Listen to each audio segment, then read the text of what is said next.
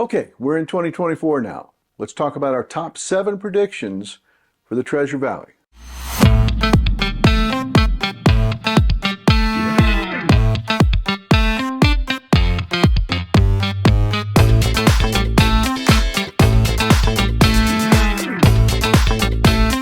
First and foremost, the Crash Bros are going to be disappointed yet once again. There have been so many people, so many agents, brokerages, even guys like Robert Kiyosaki saying, oh, crash is coming, and you go all the way back to the last crash. You go back to 2000 and probably 2010, because 8 and 9, it was going down. Nobody had any questions about that.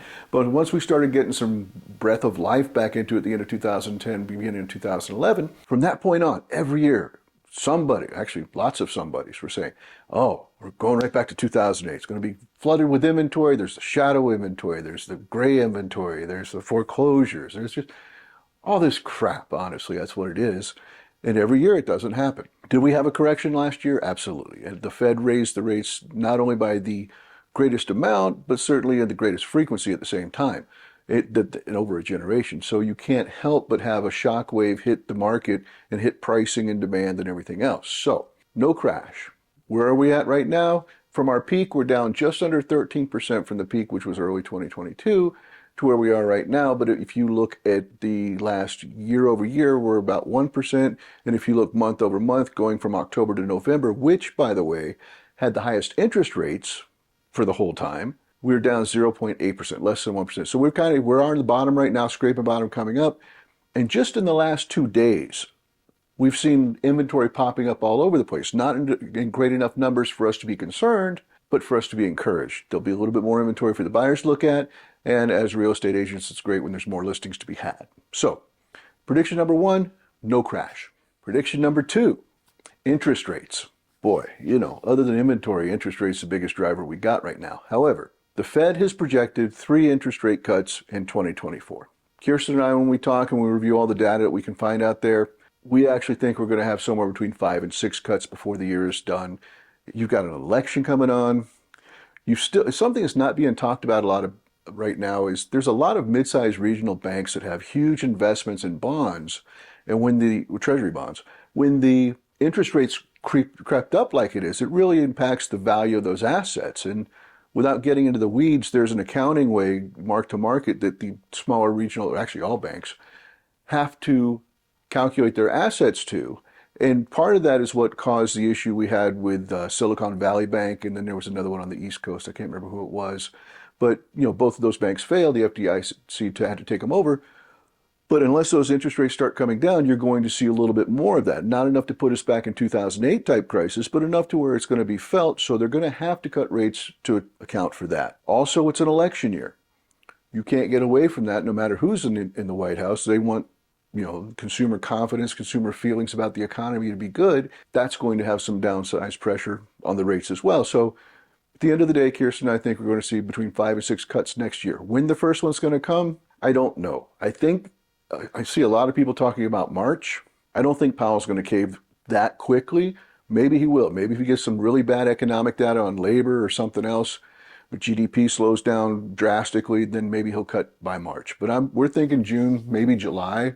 But then you'll see a lot going month to month to month to month versus 1 in Q2, 1 in Q3, 1 in Q4 like they were talking about. So 5 to 6 interest rate cuts in 2024 is our official prediction for that. So that covers our prediction on the Fed interest rates. Let's talk about mortgage interest rates, because quite honestly, that's what moves the needle at the end of the day. And right now, we're about 6.65% this morning, first week of January. When you think about how much they've come down already, in October we were breaking 8% for a few days, and now we're down at 6.65. That's a good improvement, but nowhere near where we were in the pandemic era. Anywhere between sub 3s up to high 3s, low 4s was the norm. So where do we go now? We're at 6.65 roughly today. That's going to continue to float right in that range probably for the next month. Then it's going to start coming down a little bit more, not significantly, but as the Fed funds come down, everything else will follow. But the two main drivers on mortgage rates are the 10-year Treasury note and then the spread. And the spread is the difference between what the 10-year Treasury rate is and what most institutional investors are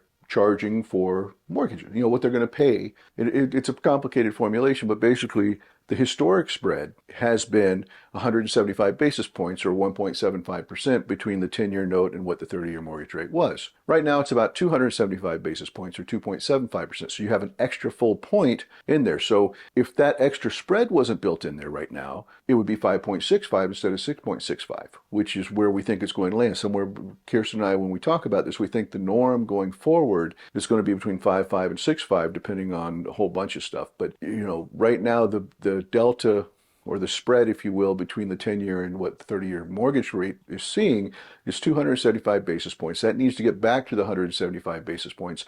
And we're going to see that happening more and more each month as we go into this year and into next year, because it's just not sustainable. And the reason they had that 275 spread instead of the 175 basis point spread was because when we were bumping up against 8%, all the investors knew rates would come down from there and that people would be refinancing their loans out of there. So they're trying to make as much money as they could in the period that the people held the mortgage. As we get down in low sixes, high fives, that's the new norm going forward, as far as we can tell. So that spread from 275 should come back down to 175 because most people are going to be sitting in there because short of another pandemic or anything, we're not going to be seeing 3 and 4% interest rates. So the prediction is between 5.5 and 6.5 being the new norm.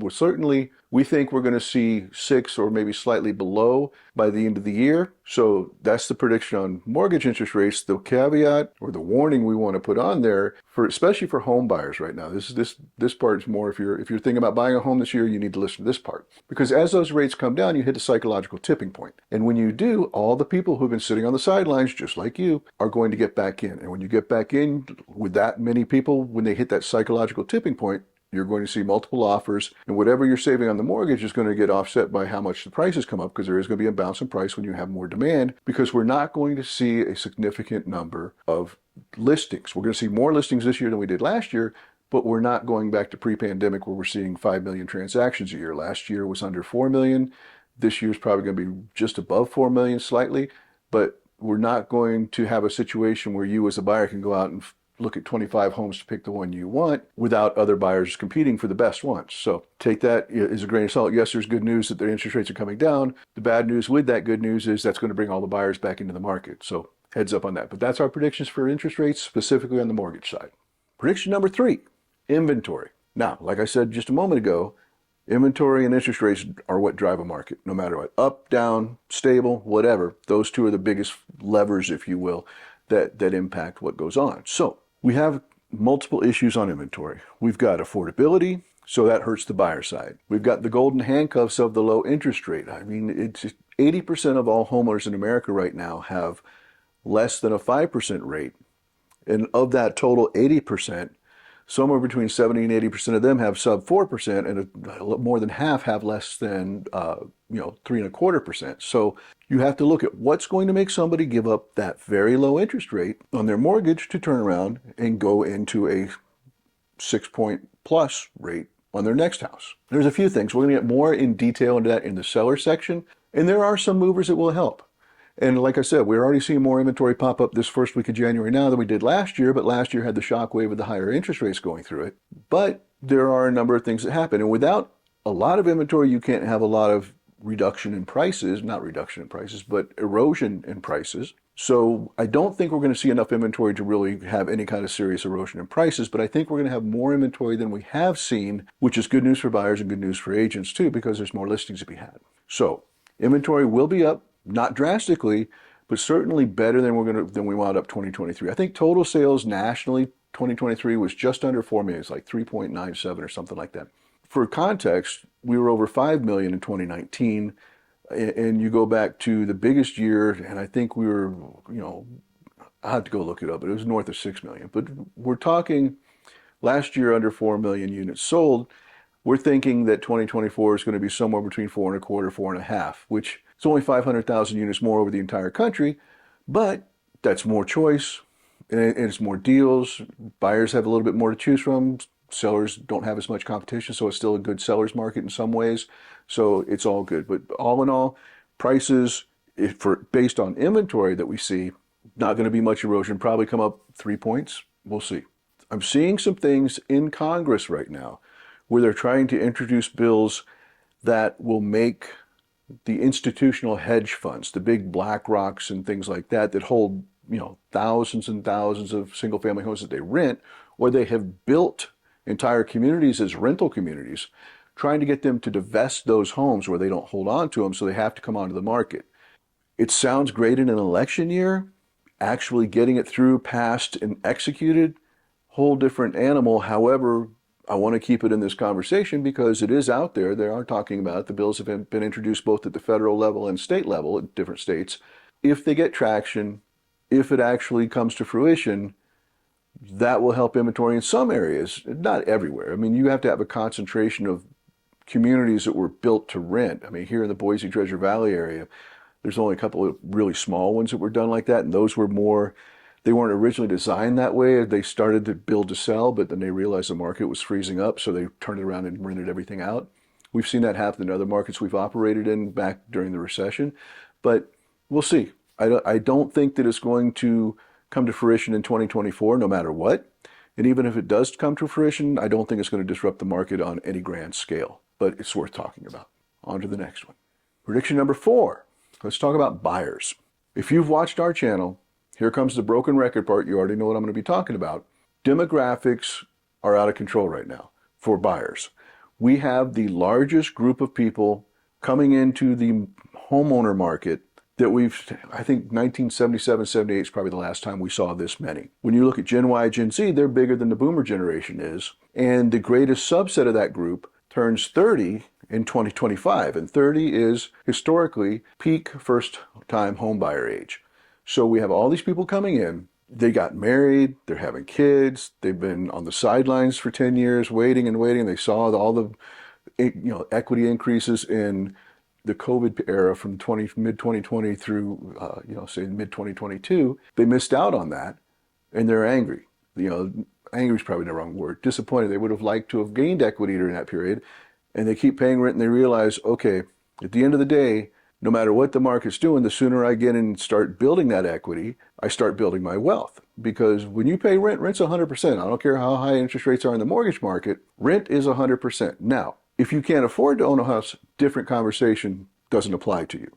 But if you can afford a house and you're choosing to rent versus buying, do some research on the net wealth, if you will, or the balance sheets of people who own homes versus not, and you'll see that the people who rent for extended periods of time, like, talking decades, versus those who have owned a home in that same period, and it doesn't matter what era you look at, the people who own the home have a higher, greater net wealth than those who rent. It is what it is. It's economics. We have demographics that are working in the buyers where there's great buyer demand, and there's bigger buyer demand than we've had in a generation at the same time that we have the lowest inventory levels we've had in generations. So very interesting dynamic there. And a lot of these people have been sitting on the sidelines, and they're tired of sitting on the sidelines. And there's incentive between new home builders having great incentives. There's sellers they're savvy. They understand that, okay, here's what my house is priced worth. I've got a ton of equity. If I kick in a little bit extra and help these buyers buy their rate down, it's more affordable.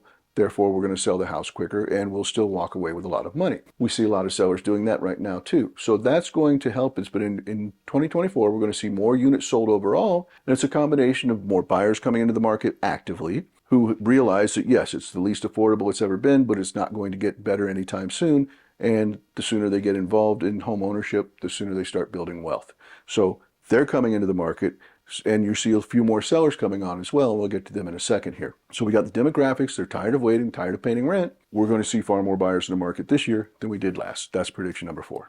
Prediction number 5, sellers. Okay, this is the key to the kingdom right here. Because without sellers, buyers can't buy anything other than new home construction. And the market just locks up again. We saw that at the end of 2022 when the rates started popping. Sellers either wouldn't come off the higher prices or they just came off the market altogether. So what do we see? We see golden handcuffs. We talked about that briefly a minute ago, where they're handcuffed to the low rate and they just don't want to let go of that sub 5%, sub 4%, and in a lot of cases, sub 3% interest rate. Why would they walk away from that and go pay 2 or 3 times more in interest, and they wind up getting less house than what they have now? Well, 2 things we're seeing right now. We're seeing a lot of them are just doing what's called a HELOC, home equity loan, where they're pulling that off. They're using that even at 7 or 8% that the HELOCs are going for right now. That's cheaper than the credit card did. I mean, credit card rates right now for most people or north of 20%, and some are even bumping up against 30%. And if you're carrying that debt, if you do a refinance or add a second mortgage on the house with all the equity you have, you tap into that equity, you pay off the low credit, you have a higher rate between the two of them, and maybe when you look at that blended rate, you say, okay, well, I can go and buy that other house that I really wanted, and my payment's about the same as what I'm paying for these two things. Or you sell the house, you still have that credit card debt, but you pay off that credit card debt and you still have enough to go over and buy a different house. And because you've shed the high credit card debt, you have a lower overall monthly payment on the mortgage than you did with the mortgage and the credit card debt. Different ways to skin the cat, but it's something that we're starting to see, and there's conversations that we're having, and we certainly, all the lenders we talk to, they're definitely having those conversations on a daily basis right now. So we are seeing some sellers come off that. Next part of the seller puzzle is the 5 Ds of real estate, and that's death. Somebody dies, they want to get out of the house full of memories. We get that. We see that. It's sad, but we do see it fairly often. Number 2, divorce. A lot of people, didn't want to get divorced during the COVID period, or they wound up spending a lot more time around their spouse and realized, you know what? Maybe I don't like them as much as I thought I did. But regardless, divorce is a part of it, and we are starting to get calls from people who are splitting up now and making that move. So divorce is another one that pops them out. Downsizing, the 3rd D. Kids have all gone off to school, or, we see that typically more at summertime. We know the kids are going off to college, so let's put the house in the market, and that way they go to college, we get a new house, everybody goes through changes at the same time. Or whatever it is that caused the downsizing, but they have more house than they want or need, therefore they sell and they move into a smaller property. That brings another house on the market. Next one is diapers. They have a child or another child or multiple children, and that makes them outgrow the space they're in. They need a bigger house. That puts something else on the market. Which brings us to the last D, which is diamonds. Family formation, and it could be any number. We've seen, people who had gotten divorced before. One spouse kept the house. They're getting married to somebody new. They don't want the memories of the old house there, so they're selling a house to go buy a brand new house, turn that page together, something like that. Or 2 people who are renting, get married, need to buy a house. That's another driver, more so on the buyer side, of course, than the seller side.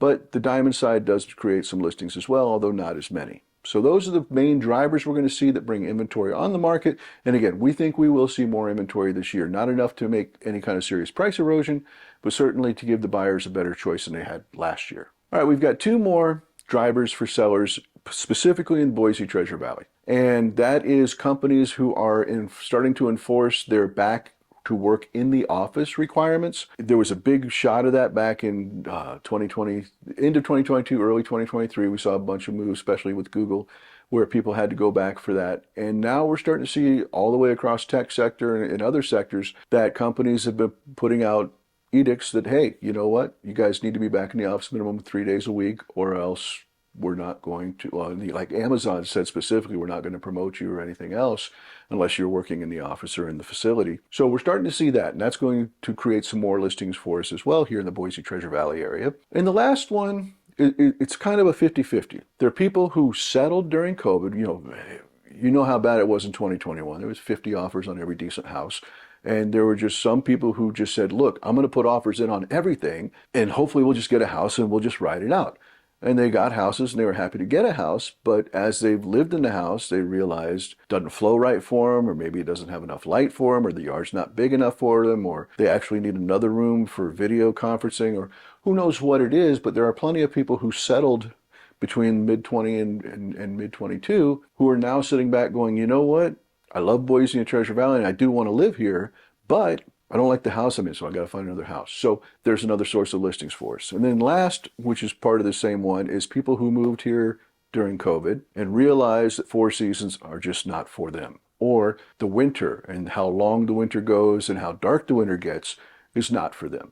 That's the biggest adjustment. When we talk to people, the biggest adjustment they make after that first year, you're like, okay, so you've been here a year, how do you like it? That first long winter is the biggest shock for most people. And shock's probably the wrong word, but it's just, it gets really dark in December, January. There's no question. And it gets dark for a long period of time. But we're already on the other side of December 21st, so we're going to see more light every day. Yay. But there are people who have made that conclusion that, you know what, it's not for them. Boise's not for them, and we're going to see some listings coming out of that too. That covers sellers. Let's move on to our prediction number 6. All right, our next prediction is not a traditional one in real estate, although it probably will be going forward, and that is the impact of artificial intelligence on real estate. So we're certainly seeing it in other sectors. Our daughter Kaitlin's, aside from being a real estate agent, she's an author. She's got books out, and it's a true struggle for her because there are people out there writing books right now with artificial intelligence that didn't put the time in to learn how to write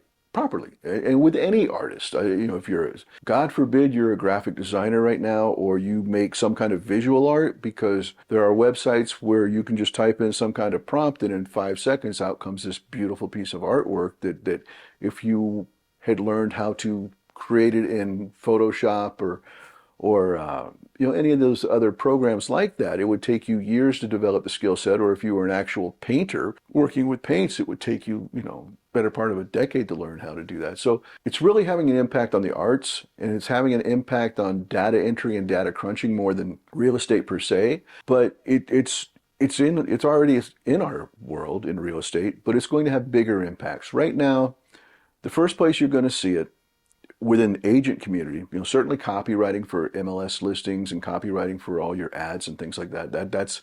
It's been around doing that for the last couple of years, but simply since ChatGPT came out, a lot more. We're going to see it in chatbots. I mean, when you're on a website and a little thing pops up, hey, I'm so-and-so, how can I help you? And you type something into that, 9 times out of 10, that's going to be an artificial intelligence chatbot where it's got pre-programmed responses in based on what you respond to. If you say yes, or if you say, hi, my name is, or I am looking for X, it knows where to go from there before it actually puts a live person on the phone. So you're going to see more of that in real estate. As far as true, like, wow, there's a new impact we haven't seen from AI, it's going to probably be on the rental side first. And it's going to be in pricing where it gathers data. Boise and the Treasure Valley is really weird in that rentals, as a rule, don't show up in the MLS. So you don't have that database to pull from. They're typically property management companies that either just put it up on Craigslist or on Facebook Marketplace or on Zillow directly, something like that. So you have to do a little bit more work, but with artificial intelligence, it can grab there. If you just type in the proper prompts, it will scrape all that data. The caveat there is, like with ChatGPT, it's got a time limitation on it, if you will. It typically doesn't look at the last 18 months. It's looking from 18 months out, or going back to 2023 sometime, or 2022 even, and looking backwards from there, but it doesn't look in real time right now. But when it's scraping data, which some of the bots do, they probably will get that. So I think you're going to see it hit pricing, rental pricing for property managers and landlords who want to have automated up to the minute pricing surveys, if you will. It'll come into that point. You'll see where it's automated, just like when you apply for a credit card and you get the instant approval. You'll start seeing the same thing with rental apps where you click in, it'll pull your credit report and everything like that. And it'll say yes, go, no go immediately on a rental app, which historically has taken a little bit longer in some type of human review. So I think that's where we'll see it in real estate first. Ask me again next year where I think it's going. I'll have a different prediction next year, of course, because it's jumping in such quantum leaps now that I have no idea where it's going to be next year, but I'm sure it'll blow our minds just like it's already doing right now.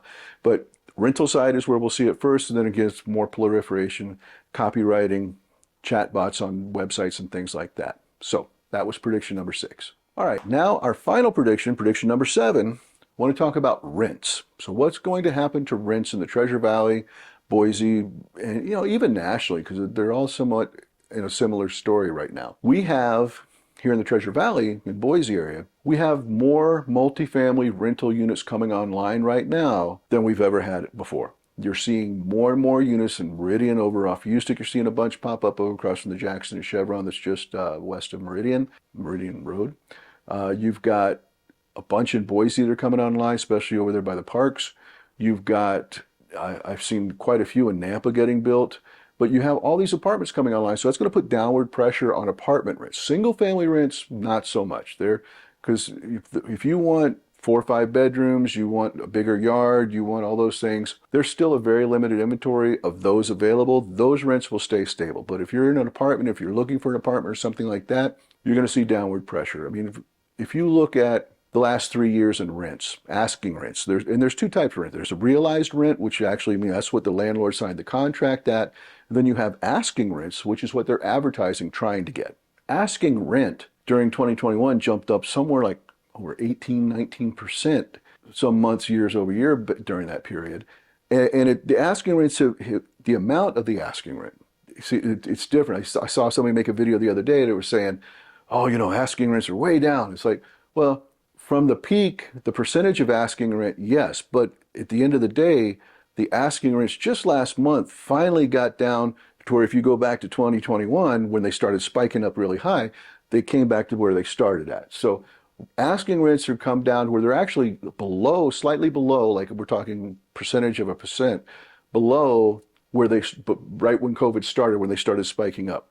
So asking rents have come back to flat, basically. Realized rents are still up. So that's a lagging indicator. They're typically rent contracts that were signed last month or the month before. And if it's an existing rent, they're just bumping at 6% anyway, as a rule. If you're renting an apartment or looking to rent an apartment, you've got good news. There's going to be downward pressure on that here in the Boise area, specifically Treasure Valley, Boise, Meridian, Nampa. Nationally, they got the same thing going on as well. So for apartments, it's fine. For single families, it's going to stay stable. I don't think it's going to go up much, but I also don't think it's going to go down much at all either. So that's what's going on with rent. So those are our 7 predictions for 2024.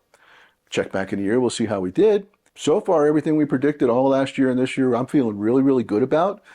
There's some of our fellow agents here, if you will, in the Treasure Valley that are part of what we call the Crash Bros Brigade. All they do is crash and crash. There's billions of dollars of unbuilt homes or unsold new home construction or homes under construction. There's the shadow inventory. There's the foreclosure. I mean, they've been screaming the end of the world in real estate for 18 months now, literally. Why would you even buy from somebody? That's a different conversation. But they're wrong, and they've been wrong the whole time. And just yesterday, I saw that he actually made a video. Whoops, I was wrong. No crash coming.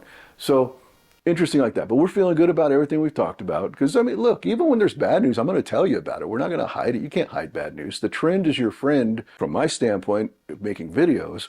As long as I'm in line with the trend, you should be getting accurate data from us. So, we're not into clickbait. We're not into the sky is falling. We're not into, rose-colored glasses either. It is what it is. But we're feeling good with our predictions we made all last year, and we feel good about the predictions we just made right now. Do you have a different prediction? Drop it in the comments and let us know, all right? Thanks for watching. We'll see you next time.